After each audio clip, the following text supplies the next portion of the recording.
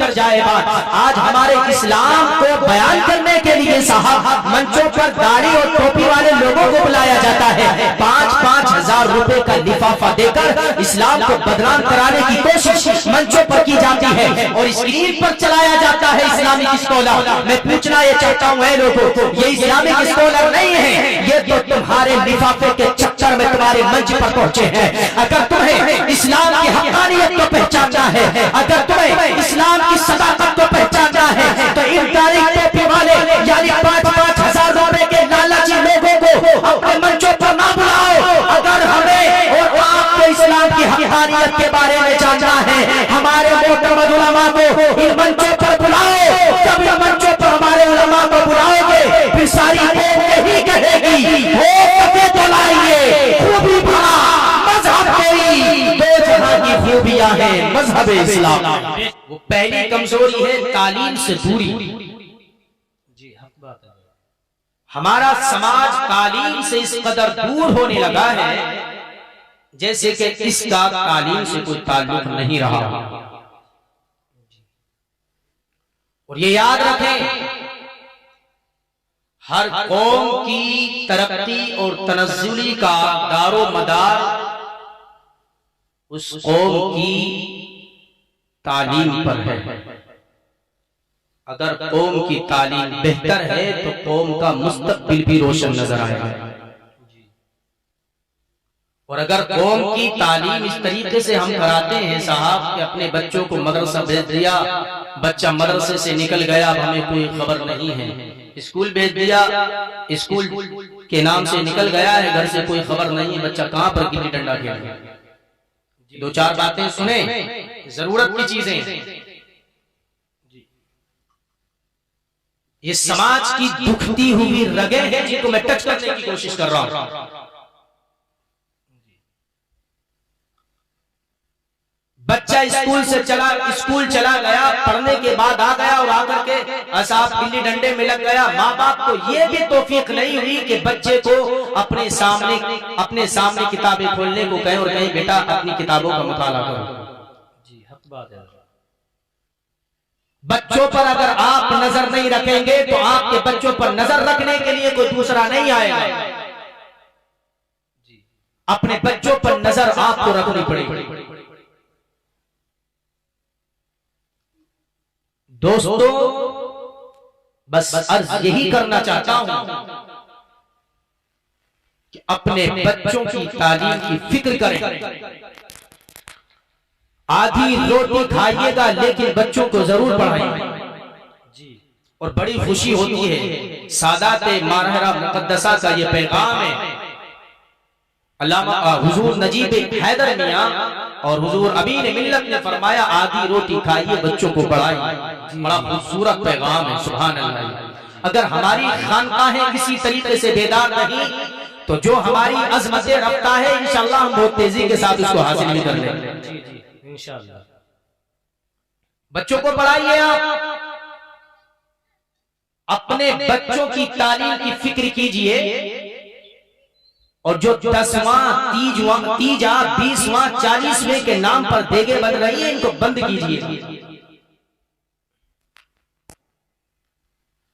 ये ताज्जुब होता है, ये कौन सुनती है ना इस चीज को कि मौलाना क्या बोल रहे हैं। 10वें की देगे, बिरयानी की देगे साहब खूब लुट रही हैं। गरीब आदमी का इंतकाल हो गया साहब, अगर उसने बिरयानी नहीं खिलाई तो सारे मोहल्ले वाले कहते हैं ये कोई तीजा हुआ है, ये कोई 10वां हुआ है। ये आज आपकी कौम का दिमाग बन चुका है। मेरे दोस्तों, इन सारी खुराफात से बाहर निकल करके आ जाओ। वल्लाही अज़ीम, जिस दिन तुम इन सारी खुराफात से बाहर निकल कर आ गए और इस्लाम के फरामीन पर अमल करने लगे तो सारी दुनिया का हर फर्द चीख चीख करके कहेगा हो सके तो लाइए खूबी भरा मजहब कोई, दो जहां की खूबियां हैं मजहब इस्लाम। बेशक, सुभान अल्लाह, सुभान अल्लाह, सुभान अल्लाह। आइडियोलॉजी को चेंज कीजिएगा। ये जो तुम्हारे जहन मुंतशिर है इधर-उधर, उसकी एक वजह यह है कि सोशल मीडिया का ज्यादा इस्तेमाल हमारा समाज कर रहा है। जहन मुंतशिर है, क्या करें क्या नहीं करें। कुछ नहीं करना है आपको, सोशल मीडिया से हट करके एक मर्तबा कुरान करीम को खोल करके रब के फरमान यानी कुरान करीम की तिलावत शुरू कर दो। वल्लाही अज़ीम, इधर तो आप कुरान करीम की तिलावत करेंगे, उधर रब्बे कदीर तुम्हारे नामे आमाल में नेकियों का इजाफा फरमाता है। बेशक, सुभान अल्लाह, सुभान अल्लाह। निकलिएगा सोशल मीडिया से। सोशल मीडिया का बेतुका इस्तेमाल ये बहुत खराब कर रहा है। कई सारी शिकायतें आती हैं हमारे पास कि जहन बिल्कुल बंधा हुआ रहता है, दिमाग की नसें बिल्कुल कुंद हो चुकी हैं, बंद रहता है जहन। ये याद रखिएगा, मोबाइल का ज्यादा इस्तेमाल आपके दिमाग की नसों को डैमेज करता है। सोशल मीडिया से बाहर निकलो। हाँ, अगर आपको जरूरत पड़ रही है तो इसका इस्तेमाल कीजिएगा, वो भी स्टडी के टाइम, मुताले के टाइम। मुसलमानों, बस ये दो चार बातें हैं। खुशी ये है कि आज वाजिदपुर की सरजमीन पर मौलाना आमिर रजा साहब, मौलाना हाशिम साहब ने जलसा सजा करके ये कोशिश की है कि कौम को किसी तरीके से गलत राह रवी से हटाकर सिरात मुस्तकीम पर गामजन करने की कोशिश की जाए। मगर हमारा समाज एकदम अजीब तरह का हो चुका है, क्योंकि समाज ने कसम ये खा रखी है, मौलाना आप कुछ भी करते रहें, हम बिल्कुल बदलने वाले नहीं हैं। तो ये याद रखिएगा लोगों, अगर आप नहीं बदलेंगे, तालीमी मेयार को बेहतर नहीं बनाएंगे, तो सारी दुनिया यही कहेगी कि ये वो कौम थी जिसका आगाज इक़रा बिस्मि रब्बिकल लज़ी खलक़ से हुआ था। आज इसी कौम के हाथों से कलम और किरतास निकल चुका है। जब तुम अपने हाथों से कलम और किरतास छोड़ चुके होगे, फिर तुम्हारी कौम का हर फर्द कहेगा, ए अहले नजर आओ ये जागीर संभालो, हम ममलकत लोहो कलम बेचे। जी बेशक, हक बात है। अपने समाज का तालीमी मेयार बेहतर करने की कोशिश करें। और ये याद रखिएगा, मदारिस इस्लामिया आपके बच्चों को अल्हम्दुलिल्लाह इस वक्त जहां आपके बच्चों को आलिम बनाते हैं, वहां पर आपके बच्चों को मदारिस इस्लामिया डॉक्टर भी बनाया करते हैं।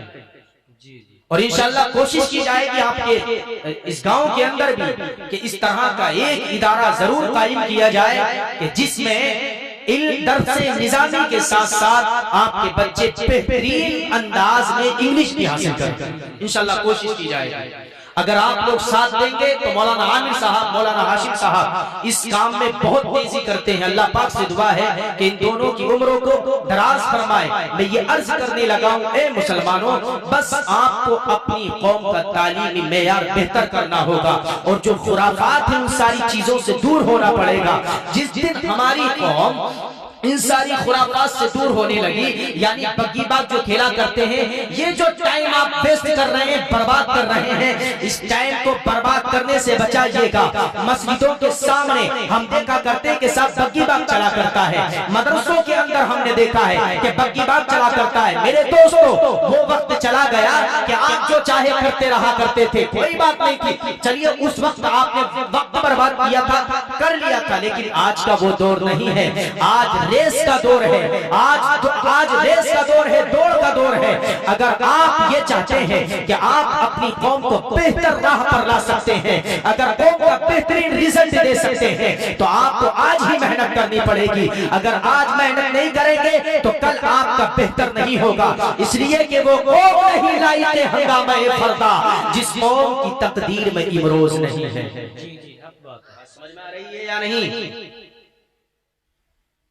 धीरे धीरे कोशिश कर रहा हूं कि बस दो चार बातें आपको सुना दी जाएं।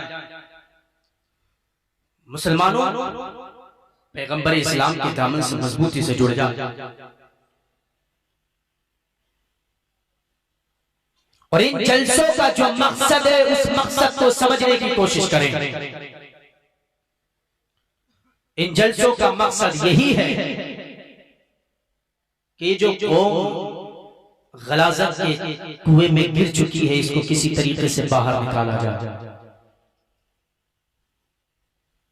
ताज्जुब होता है जिस कौम ने अपनी अजमतों के झंडे बड़े बड़े किलों पर गाड़े हैं, आज लोग उस कौम को सबक सिखाने की बात करते हैं। ये हमारी कमजोरियां हैं। दोस्तों, हमारी तालीम की कमी की ही वजह से आज हमारे मजहब पर एतराजात होते हैं, वरना जिस दिन हमारी कौम का हर बेटा, हर बच्चा, हर नौजवान या हर बच्चा जिस दिन इल्म दीन हासिल करने लगा तो सारी दुनिया से कहेगा, ए दुनिया के लोगों कान खोल करके सुन लो, हमारा मुताला सिर्फ हमारे मजहब पर ही नहीं है, हमारा मुताला आपके मजाहिब पर भी है। और ये याद रखिएगा, जिस तरीके से आप हमारे पैगंबर पर उंगली उठा रहे हैं तो हम तो अल्हम्दुलिल्लाह अपने पैगंबर की तरफ से आपको जरूर जवाब दे देंगे। और मैं यहाँ से एक बात अर्ज करना चाहता हूँ और शायद उलमा इकराम के दिल को ये टच कर जाए बात, आज हमारे इस्लाम को बयान करने के लिए साहब मंचों पर दाढ़ी और टोपी वाले लोगों को बुलाया जाता है, 5-5 हजार रुपए का लिफाफा देकर इस्लाम को बदनाम कराने की कोशिश मंचों पर की जाती है और स्क्रीन पर चलाया जाता है इस्लामिक स्कॉलर। मैं पूछना ये चाहता हूँ लोगों, ये इस्लामिक स्कॉलर नहीं है, ये तो तुम्हारे लिफाफे के चक्कर में तुम्हारे मंच पर पहुंचे हैं। अगर तुम्हें इस्लाम की हक्कानियत को पहचानना है, अगर तुम्हें इस्लाम की सदाकत को पहचानना है तो इन दाढ़ी टोपी वाले यानी 5-5 हजार रुपए के लालची लोगों को अपने मंचों पर ना बुलाओ। अगर हमें और आपको इस्लाम की हक्कानियत के बारे में जानना है, हमारे मोहतरम उलमा को इन मंचों पर बुलाओ। जब इन मंचों पर हमारे उलमा को बुलाओगे फिर सारी कौम यही कहेगी, हो सके तो लाइए खूबी भरा मजहब, कोई दो जहां की खूबियां हैं मजहब इस्लाम। नारे तकबीर, नारे तकबीर, नारे रिसालत, मसलके आला हजरत उलमाए अहले सुन्नत, नारे तकबीर। ये याद रखिएगा, ये जो मंचों पर नजर आ रहे हैं जो इस्लाम को बदनाम कराते हैं, सवाल का जवाब तो देते नहीं, झगड़े पर आबादा हो जाते हैं। इनसे मजहब इस्लाम की तालीम का कोई लेन देन नहीं है। मजहब इस्लाम का तो लेन देन है लेकिन हकीकी इल्म का कोई लेन देन नहीं है। अगर इस्लाम के बारे में समझना चाहते हैं तो हमारे मुअक्कर और मोतमद मुस्तनद उलमा को आप मंचों पर मदऊ कीजिए। ये हमारी कमी है। अगर हम तालीम याफ्ता होते, अगर हमारा मुताला, अगर हमारी स्टडी दूसरे लोगों के मज़ाहिब पर भी होती तो यही याद रखिएगा, किसी को इतनी ताकत नहीं दी गई है कि साहब वो आपकी आंखों में आके डालकर बात कर सके। मुसलमानों, बस यही कमी है। आपको चाहिए कि आप पैगंबर इस्लाम की तालीम से खुद भी रूशनास होइएगा और कौम को भी रूशनास कराने की कोशिश कीजिएगा।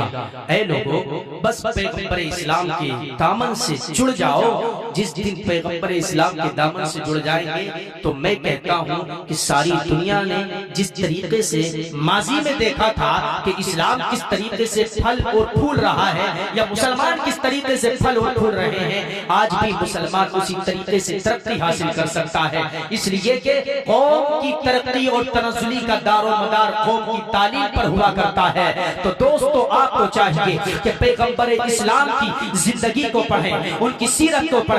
खुदा की कसम, जब पैगंबर इस्लाम ने इस्लाम के झंडे को अपने हाथ में लिया था, सदाकत के झंडे को, एक मुतरादिफ लफ्ज बोल रहा हूं जरूरत की वजह से, जब सदाकत के झंडे को पैगंबर इस्लाम ने अपने हाथ में लिया था तो अबू जहल ने देखा कि सदाकत का अलम, सदाकत का झंडा मोहम्मद बिन अब्दुल्ला के हाथ में आ गया है। और ये मोहम्मद बिन अब्दुल्ला तो वही है जिसका बचपना हम सारे मक्का वालों ने देखा है, जिसकी जवानी हम सारे मक्का वालों ने देखी है और जिसकी इस उम्र तक की सारी जिंदगी यानी 40 या 41 साल तक की जिंदगी हम सारे मक्का वालों